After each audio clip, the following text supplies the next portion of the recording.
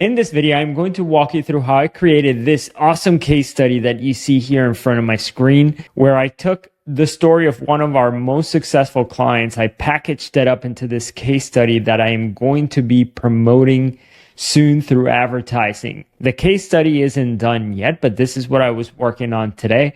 By the way, if you're new here, my name is Hervin. This is another episode of the Daily Business Update video series where every day I come on and I share what I worked on today in our business, the problems that I am trying to solve, the lessons that I am learning. The biggest problem in our company right now is our lead generation, or I should say, attracting more clients consistently, having a client acquisition mechanism. Right now, we don't have one. We're not generating as many sales as we would like. We're not attracting as many new clients as we would like. We have advertising campaigns turned on. I'm going to walk you through them right now. So yesterday, I turned this campaign on. Well, it went live today, but yesterday I created it and I talked about it in yesterday's video. It says here it generated 8 leads at $12 a lead, which sounds like a huge win, but the reality of it is that a lot of these leads were people who were inquiring, who were thinking that we were offering dance classes for kids. They weren't inquiring about our marketing services, which is what I am promoting. Instead, they were inquiring about dance classes. And just to show you what I mean, when you look at the ads right here, so this ad right here has generated 7 leads. This is what the ad looks like. And so I'm assuming that people don't read what they just don't read. They just saw the picture and then saw something that says dance and boom, they were in. Like they filled out the form. They didn't read here the long copy that I have. It talks about, says the 4 real reasons why your dance studio isn't growing. So it's supposed to be an educational ad where people read it. They come up with some insights out of the ad, the post, the educational ad that I made. They learn something and they're like, oh, this is cool. And then at the end, there's a call to action that says, by the way, if you want to grow your studio, we can help. We have a 30-day free trial, blah, blah, blah. So I have that written there, but I got a bunch of people inquiring who were parents looking for dance classes for their kids, not dance studio owners, which is what we're looking for. So that's why right now in this video, I am going to turn that ad off. It's not generating it. Maybe I just need to change the creatives, the pictures, so that and make it more obvious that this isn't like about dance classes. It's more for dance studio owners. So yeah, maybe I could try this again. But right now, what I think I am going to do next is not try this educational angle, but instead I am going to go with promoting this case study. And the reason for that, it's because in the past, years ago, I promoted a case study that got a lot of leads, like hundreds of leads. And the leads were the cost per lead was somewhere at around $10. So I'm like, wow, that ended up working out great. So yeah, that's what I'm going to do. I'm going to change the ads to this case study, to a new case study to see if it works well and see if that helps us generate more leads. And then those leads, we need to get them to book a call with us. And then from there, we need to get them once I get them to book a call, then I need to turn them into trials. Now, let me just show you here what the old campaign looks like so you could see what I am going for. Okay, so you could see here 146 leads. This was a campaign that I ran, when was this? In 2022. So maybe the ad costs were cheaper back then, but you can see here, less than $10 a lead, 146 leads. You could see what the case study looked like. So this is what the ad looked like. It was a picture of this dance studio owner with her 3 daughters. And it says here, meet Lisa. Let's see what else it says. Lisa's in a rural area. Within 10 miles, there were other 10 dance studios. So how'd she grow? There were 6 steps. Click here to learn more. And then when people go to the page, this is what the funnel page looked like. Okay, so it says, in this case study, you will learn blah, blah, blah, download case study, how Lisa broke her highest number of student enrollment. So this was generating a lot of leads. And then after people opted in for the case study, they got to a page where they can book a call. I don't remember. I need to look a little bit deeper. In fact, let me do that right now. Okay, so if I'm reading the metrics correctly, it said the page had 158 opt-ins, so more than what it was even saying there.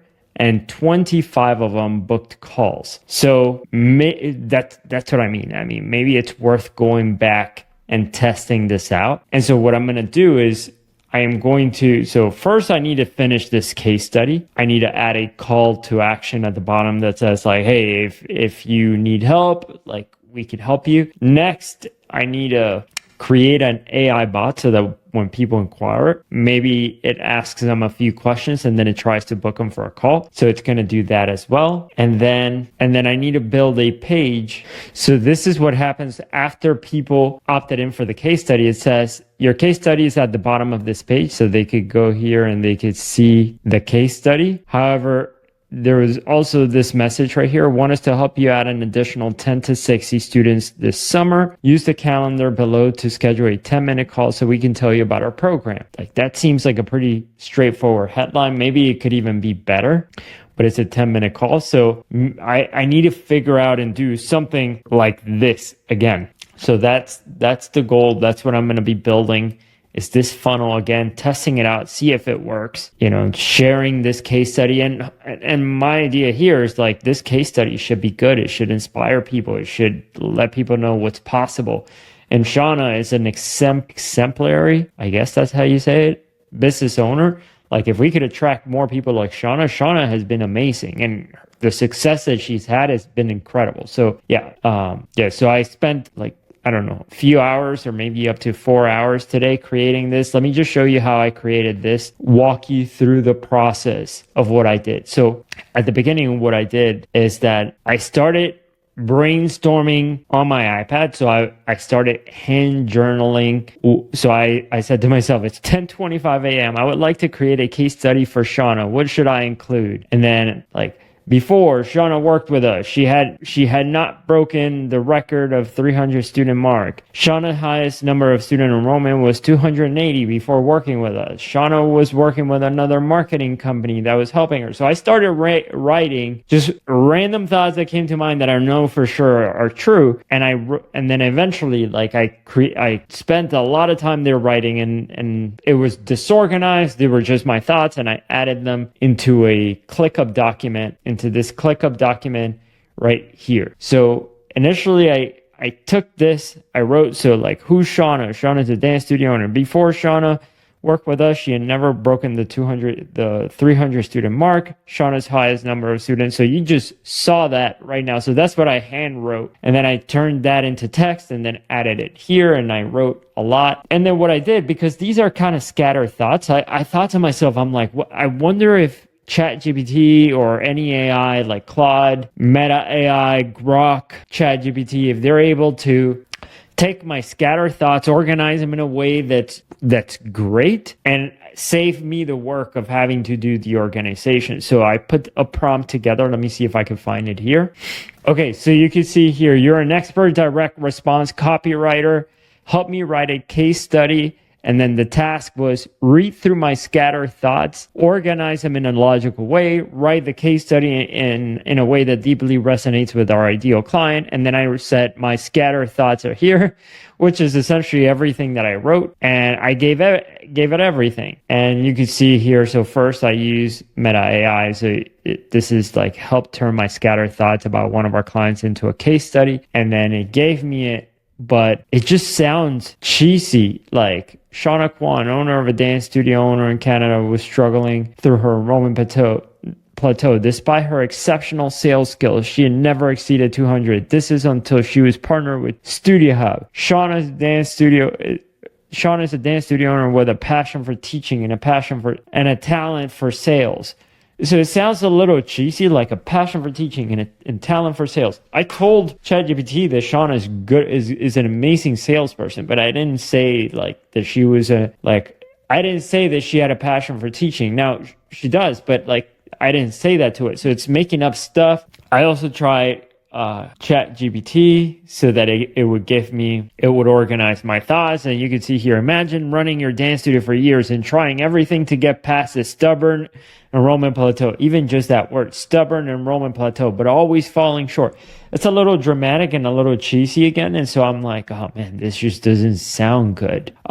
So there you go. You can see here version 1 of this prompt. Then I gave it version number 2, version number 3. I actually deleted a few. You can see here version number 4, version number 5. I deleted a few, but I wasn't coming up with anything that I liked. The AI wasn't coming up with anything that I liked. It wasn't organizing the information in the way that I wanted it to look like. And I thought to myself, I'm like, how do I beat this problem? I'm trying to get the AI to do the work, but it's just not good. It's like not doing the work, not making the case study look like what I wanted it to look like. What it did give me though is the way it structured the case study. I did like that. So like it starts with a hook, which I told it. So I gave it the outline. I said, start with a hook. So it did that. I said, then go into meet Shauna. You could see here I gave it the structure eventually of how I wanted this to look like. There you go. Before hook, after story of the studio owner. That's the part that says like meet Shauna. Let me see if I could find. See, meet client. This is a business owner. So I gave it the structure, and then I took the headings. Like here's Shauna before she started working with us. Here's what happened. What made the biggest difference. So I took all those section headings, and then I went here into this disorganized thought, and I started writing, and I wrote the headline. I said the meet Shauna. Here's where Shauna was before she started working with Studio Hub. Here's what happened after. So I took all of the headlines and kind of thought of them as like drawers where I am going to put the relevant information that I had brainstormed by myself, and I'm going to just divide it. So for example, I copied and pasted this section that says who is Shauna. I cut it and I added it under the meet Shauna section. And then I took before Shauna started working with us, she had never broken the 300 student mark. So I put that underneath the headline, and I started organizing that information in that way. And I created here now the organized version of it, which you could see here. So this is just my thoughts, but using the headings that ChatGPT had written. Even though I gave it the structure, it like gave me some good headings. And so I then took those headings. I took the content that I had written and I put it underneath the right headings, made some more to fit everything. And then I ended up with something that was unstructured, well, somewhat structured, but it still sounded a little messy. So then what I did is that I created another prompt where I said, you're a writing editor. You're an expert writing editor.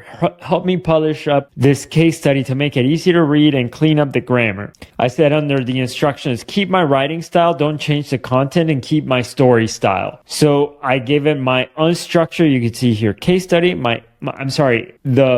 I gave it my thoughts, but structured in the way that I wanted them to be structured, so that ChatGPT didn't need to do the structuring. It was the structure that I already came up with. It just needed to polish it up. And then I gave that to Claude, and that's when it actually did great. I actually also gave it to ChatGPT, and I felt like, it didn't do as good of a job as Claude did, but you could see here, like it structured it very similar. So that was nice. That was good. So yeah, that's what I did today. I created this case study. Once Claude gave me that version, I read through it. It sounded great. So then all I did is just add the pictures that I needed to add to make this more compelling and to give it more context. Yeah, that is what I worked on today. So tomorrow I need to add a call to action to this case study. I'm debating whether or not I should make it look even nicer, like just add it into Canva,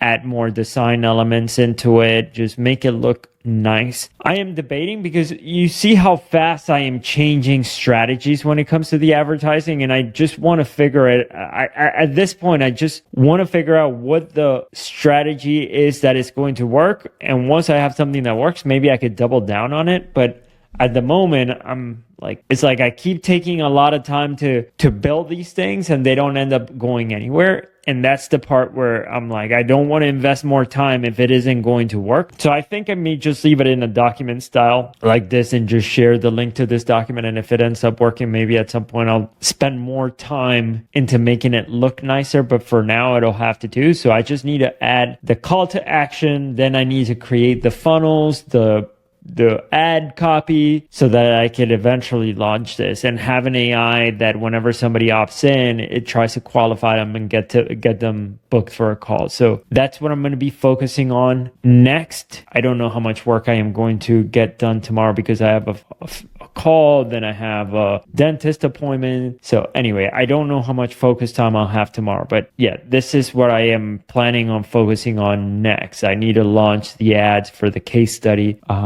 Yeah, we're still on this quest to figure out how to make the ads work for our company. And I am just documenting the journey here. Hopefully you're following along and enjoying it. Let me know what you think with a comment below, and I'll see you in the next video. See you tomorrow. Bye.